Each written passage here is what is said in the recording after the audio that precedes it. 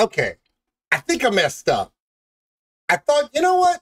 I haven't done a baby metal reaction in so long that if I do one and I don't make any factual opinions, if I just say, I hope they're doing okay, I hope things are going well, I wonder what happened with this, that it wouldn't be so bad. And I specifically said at the beginning of my reaction, I don't know anything. I'm going to get it wrong. So just enjoy this with me. And they could not help it. There are, just like every artist, baby metal has millions of people that love them. And of those millions, there's that 1% that hates the universe, particularly me, that I even open my mouth and dare do a reaction. And they skull drug me in the comments, and I couldn't be happier. And I thought, you know what? That was a very interesting way to start a week. And I thought, you know, man, where do you go from there? I mean, that was in Japan, and we all know what happens if I go to the EU. But if I do a reaction to an American artist, are there any fans from an American artist that would literally skull drug me in my own comments if I even say anything negative about them? God, who could I? Is there anyone? I mean, just, oh yeah, I got one.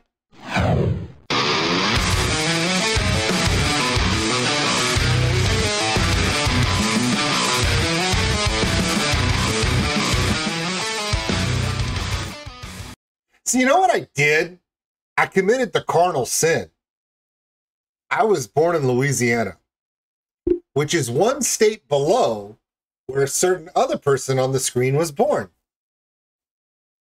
Actually, I think she was born in California, but she lived in Arkansas. It doesn't matter, okay? She started her career in Arkansas, okay? Spent most of her childhood, high school, yeah, wherever she was born. Anyway, it doesn't matter.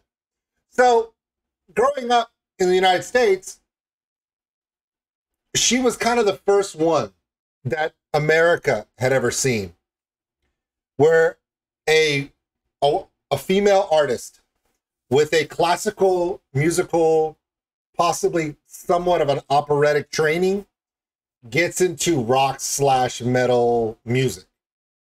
And it kind of took America by storm. And that was in the 2000s. You guys remember that, okay? Amazing talent.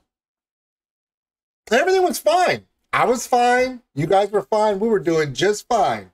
And then someone said, hey, have you ever heard Nightwish? No. You ever heard Epica? No. Yeah, you should. And then I went down the European symphonic, operatic, symphony, metal, female-led vocalist genre rabbit hole of Europe. Here's the best part. Nothing wrong with either one of them. But for some reason, and I don't know why,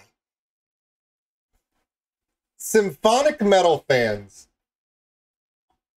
with symphonic metal and metal where you take classic string instruments, classic music, and you intertwine them with metal, and then you take a beautiful vocal and you set it into proper storytelling. Apparently, it brings out fans that not only fall in love with the music, but for some reason have some sort of blood tied to it, like a Klingon blood ritual tie, that if you speak ill of them or anything but glowing reviews where you just want to bow down to them, you are skull-drugging comments. By the way, that's not just a US thing. That's not just an EU thing. That's a global phenomenon, okay? So I remember the first time I did a Nightwish reaction, I didn't know anybody's name. I didn't know anything about the music. I was impressed, but I made the comment, well, you know, we have Amy Lee. Oh, crap. Nightwish fans crapped on me for 2 months until I went through enough Nightwish reactions, ending when I got to tell about the Islander live performance with Marco playing the acoustic guitar, right? That one, fell in love with that song. Then I was accepted into the Nightwish family. Here's the thing. I've never been allowed back in Evanescence's fandom because, to me, Evanescence has always gotten a raw deal. And if you've seen any, and I mean any, documentaries, either unauthorized or authorized, about this band. From the get-go, the industry has tried to manipulate them, move them around, force them to do things they didn't want to do. Starting with their first single, we all know that story. It's not 12 Stone's lead singer's fault. He just did the job they told him to do. It wasn't personal. But it doesn't matter. It was the label's fault.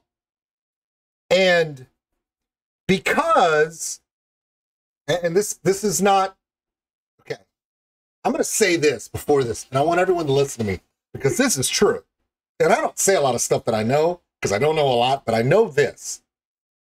In Europe, it is okay to like beautiful vocal females in metal and rock music. For some reason, if you like Evanescence in the 2000s, you were a poser in metal circles. It wasn't allowed because it wasn't as accepting in the US.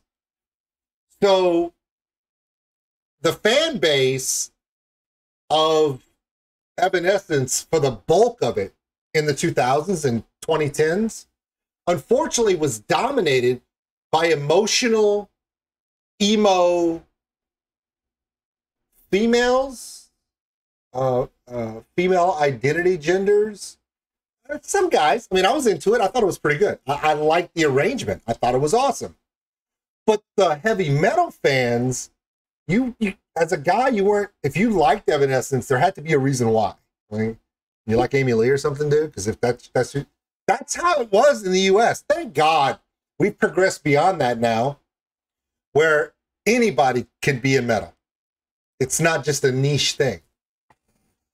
Well, you could love Nightwish and be totally cool with Nightwish and still go see Motorhead in the same festival and still see Rammstein in the same festival, and it'd be cool. Like, you could go to a Wacken festival, see Rammstein, Slipknot, Nightwish, all in the same night, and the same dude be like, yeah. But when I was in my 20s and such, as a young adult, Evanescence was stuck with Panic at the Disco and My Chemical Romance, which was cool for those that were in that emo crowd, but they never got a real shake with the heavy rock and heavy metal crowd because they were so unique for when they came out. They're kind of ahead of their time for US audiences. Again, the US has always been a little bit behind sometimes. I mean, really, we can at least be agreeing on that. So the reason why I went through that 8-minute tirade is just because I want to get this off my chest before you guys all over me in the comments because Amy Lee's, and I'm doing a reaction, and I'm probably not going to say everything in proper genuflection to the Queen. Before you give me crap and say, blah, blah, blah, blah, blah, blah, blah, you don't love women in metal, you don't love women in rock. If you did, you wouldn't say things about Amy Lee. Dude, find a reactor. One. I'll let you look. That has more women-led bands or bands with women in them on their reaction list percentage-wise. Period. Find one. I'm Bandmade, Love Bites, Baby Metal, Warning, Liliac, Evanescence, Plush. I think I was the first reactor to ever do a Plush reaction. And they noticed that oh my God, we got a reaction? You did a reaction to us? I'm like, absolutely. Brooke, of course I would do it. You're an excellent drummer. Tell the rest of them I love them. Oh, yeah. So what is my love-hate relationship with Amy Lee? I don't have one. Y'all are the ones doing that crap. I have loved this woman's voice since 2007, 2006, 2008, somewhere in there, when I was a young man and my children were little toddlers. I don't know. I don't get it. I like one time when the new Evanescence came out, and I was making fun of the drummer being like the drummer from David Lee Roth in 1986. You guys shit all over that for me. I was like, why? It was funny. The guy looks like, you know, Mr. Fantastic with his arms and stuff. It was funny. Give me crap. Yes, I wish she would wear anything but a dark dress that flows, but that's her thing. And do I make fun of it? Yes. I'm a comedian, you dick. Yes, she's still dressing the way she did in 2008. But that's not because she's living in the past. No, she was just progressing out of her time. That's what I'm saying. But now Amy Lee is no longer just a young, plucky starlet in the glare of music stardom. She's a seasoned vocalist professional. And she's teaming up with one of the best violinists in popular music. Again, piss off the Europeans because they probably have 100,000 violinists they're going to list in the comments that are better than Lindsey Stirling. But as a prodigy, as a young woman, she did amazing things for the genre of classical instruments in rock, pop, popular music. It's a good thing. So I want to thank you all for coming to this reaction. Apparently, I've done my 11 minutes and I haven't even played the song. But at least I got everything. Look, I've already said everything I need to say now. So now when I press play, you guys don't have to worry about me stopping and talking. I said it all in front. And that way, nobody can say, well, you know what? You didn't give enough respect to blah, blah, blah. And then I go back and say, well, that's because you didn't watch the whole reaction? No, I said everything now. So if you even watched any of the song, you've heard what I had to say. Everything that she has successful that comes to her, she deserves. She's been through hell. Band breakups, restructures, solo career, difficulties personally, life difficulties we all have. Changing from a young vocalist to someone who's in their prime of their career. She's going through all that. And for those who don't think I pay attention to what goes on, do yourself a favor. Type this in. Amy Lee Wagaki. W-A-G-A-K-K-I band. Press enter. I saw something you haven't, and it was pretty damn good. Ooh, Old School Nerd? You've expanded? No, I checked that out like a year ago, dude. You guys are just catching up. Yes, this reaction will probably only go on my Patreon because I'm trying not to get shot. But at least I did it, Michael Dietz. Michael Dietz did this one just because he said, you need to do Lindsey Stirling, Love Goes On and On. Okay, dude, thanks. And then I pulled it up and Amy Lee. I knew it. I knew he was doing it for a reason. Yes, he loves Lindsey Stirling, but I knew he was going to, because he knew I would do this. And it has nothing to do with her. It's all the people that love her a little too much. And for negative reasons. Play the damn song.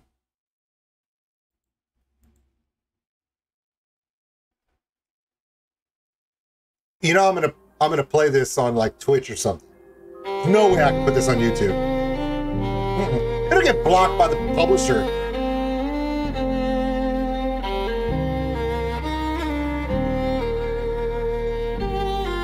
Her violin is a crossbow. That's all out, man.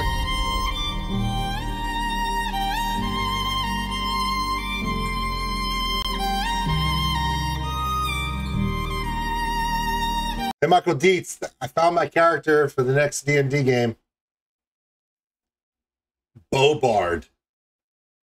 Bard bow. Ooh! Custom class. That's what I'm saying, buddy. For you. He's like, shit, I gotta make that. It's your fault.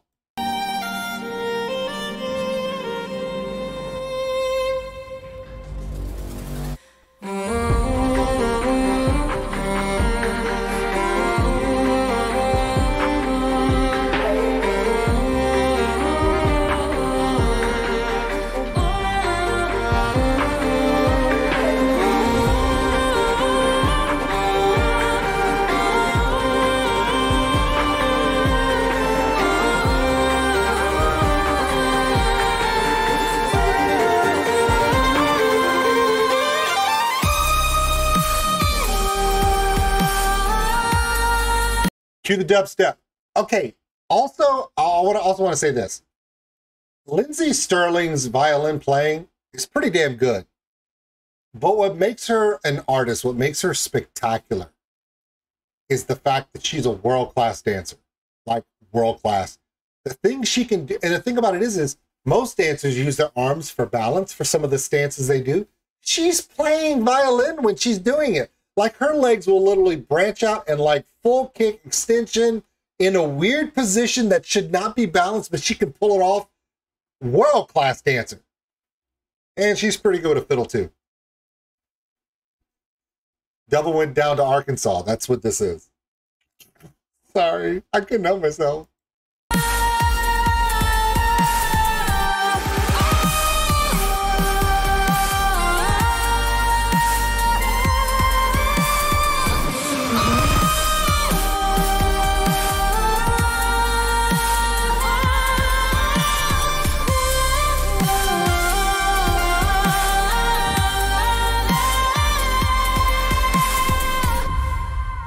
There's an old familiar silence when I'm lost inside my heart. I can't hear the voice inside me, so I look up to the stars.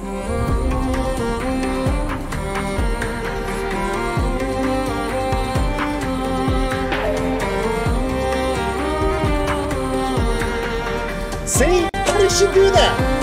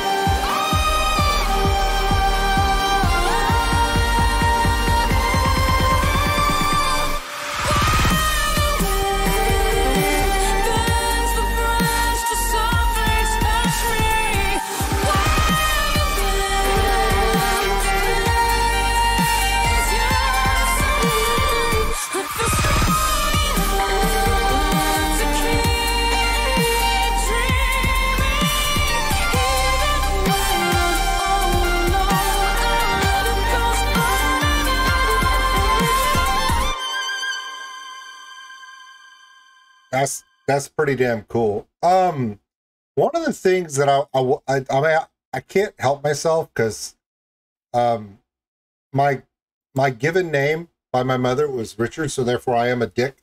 So therefore I have to do this. Again, anytime that I listen to an Amy Lee song, whether it be in Evanescence or with an accompaniment to another band or any of those cases, it's always stunted for me because it's not my favorite Amy Lee. Album Amy Lee, I don't really care for as much. There's a reason for that. And this is usually where I get destroyed in comments. You don't know what you're talking about. Amy Lee is the greatest vocalist of all time. I mean, and they really do, I mean, they really get into me. But it's because I say this. All of Amy Lee's vocals in recorded music are always dubbed. All of them. You can hear it in the track. She's singing with herself. There's two of her. It adds a fullness to her voice. That's why when she belts, it sounds like there's a choir singing with her because she sung it 2, 3, 4 times, whatever it is in that track. Not saying all the time, but it's never just her voice. It's her voice with her voice melded together to make an effect that is ethereal. It's symphonic. It is emotional.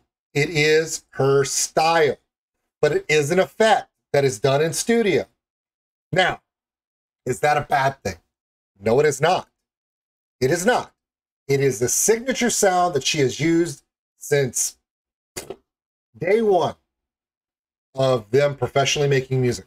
And it has served her well.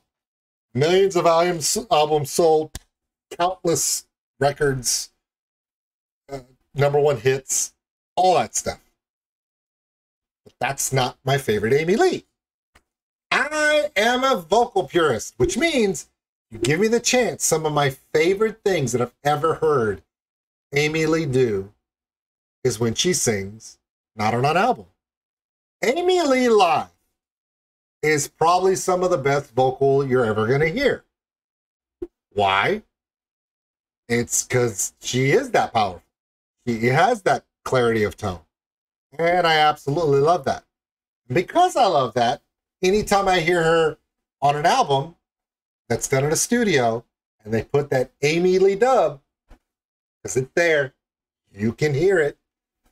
It's not exactly, it's definitely effect heavy. That's how it gets that resonance that seems unnatural. It seems angelic, because it is. It does require a chorus of angels to do that.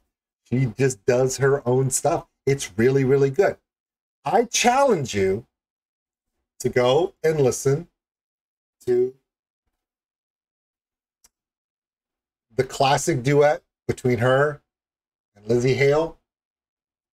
And they did a studio one, which I hate. Why? Because it's not as good as the one that was filmed on someone's phone. And I want to pull it up just so you can understand what I'm saying. And I know people don't give a damn. Okay.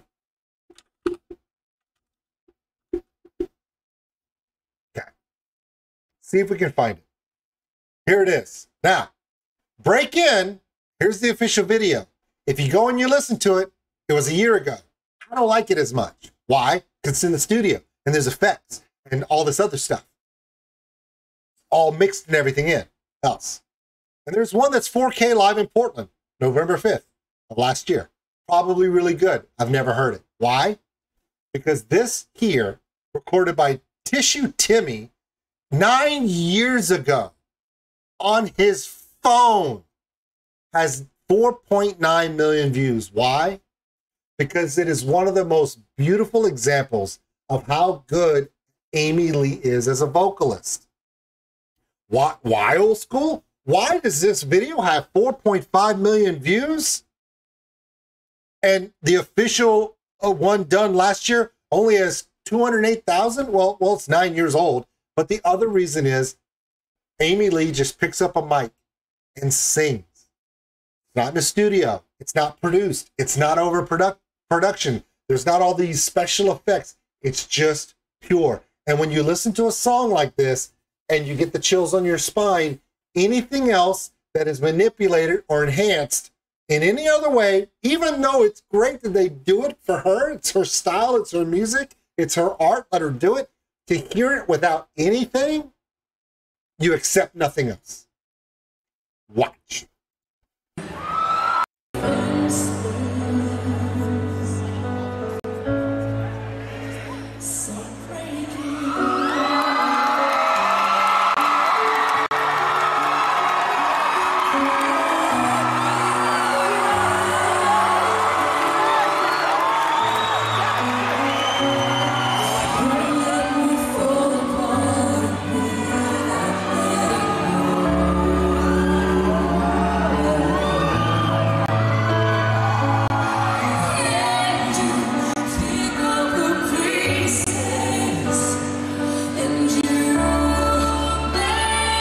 You really need to see this video in its entirety. If you've never seen the one that's shot on just some guy's phone at a show 10 years ago, you're missing out. Because yes, there is the sound mix, so there is some effects in her mic because it's a concert, but it's not studio mix. And listening to Amy Lee sing in a pure sense, just her at a piano. If you ever get a chance to do it, go see it. It will do two things for you. It will dispel any rumor anyone tells you about her, like, well, she's not really that good.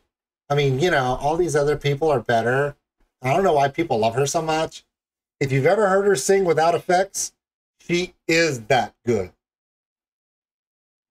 But once you've heard her sing without effects in a natural environment, you kind of get spoiled for it. So anything that's like a production video where they have all the, you know, the stuff I talked about, you don't like it as much because you just want her to sing. You know, that's one of the things that killed me during COVID, right? Let me give you another example. During COVID, remember Flori Jansen really kicked in on her she really kicked in on her solo channel on YouTube.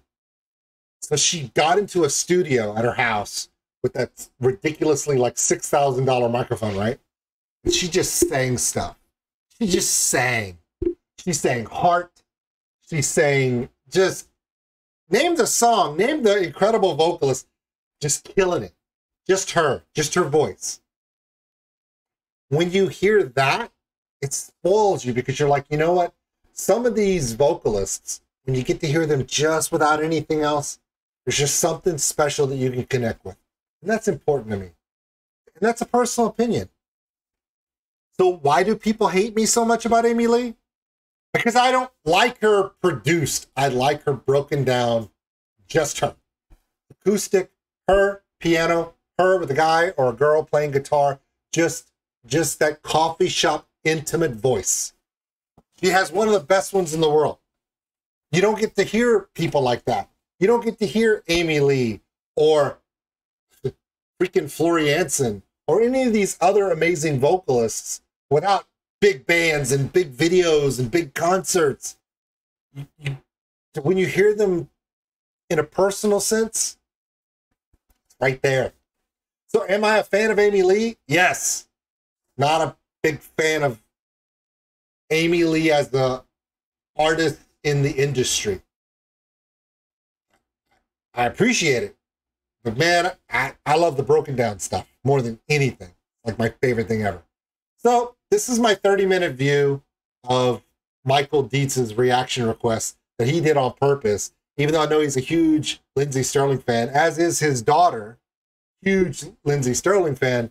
But I think he did it just because Amy Lee's on it and he knew I was going to go into this rant about it. Because if I don't, I'm going to get crucified. Not that it matters.